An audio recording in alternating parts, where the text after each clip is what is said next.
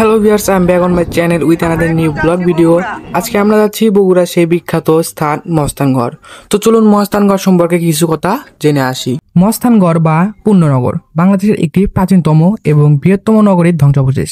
২৫০০ বছর আগে গড়ে উঠেছিল। এই ধ্বংসাবশেষ বগুড়া জেলা শহরের ১৩ কিলোমিটার উত্তরে করতা নদীর পশ্চিম তীরে অবস্থিত। সমগ্র বাংলার সর্বপ্রথম ও সর্বপ্রাচীর এই দুর্গনগরী পর্যায়ক্রমে মাটি ও ইটের বেষ্টনী প্রাচীর দ্বারা সুরক্ষিত।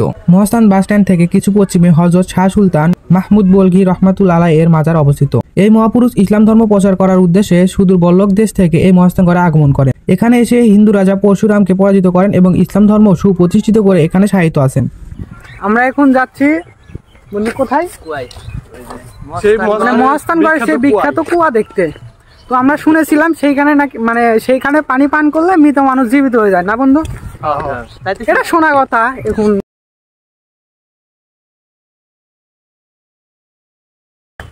আমরা এখন কূপের সামনে, তো আমরা কূপই দেখতে যাব। তো আমরা এখন কুয়া দেখে আমরা পরশুরামের প্রাসাদে চলে এসেছি। দেন আমরা চলে যাব সেই মহাস্থানগড়ের জাদুঘরে।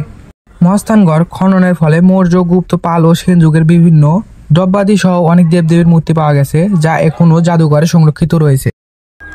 আমি এখন বেহুলার বাসরঘরে। মহাস্থানগড় বাসস্ট্যান্ড থেকে প্রায় ২ কিলোমিটার দক্ষিণ পশ্চিমে একটি বৌদ্ধ স্তম্ভ রয়েছে, যা সম্রাট অশোক নির্মাণ করেছিলেন বলে মনে করা হয়। স্তম্ভের উচ্চতা প্রায় ৪৫ ফুট। স্তম্ভের পূর্বাধারে রয়েছে ২৪ কোণ বিশিষ্ট চৌবাচ্চা সদৃশ্য একটি বাথরুম। এটি বেহুলার বাসরঘর নামে বেশি পরিচিত। ইতিহাসে এটি পুণ্যনগর বা পুণ্যবর্ধন নামে পরিচিত। আমরা এখন বেহুলা বাসরঘর থেকে চলে যাচ্ছি।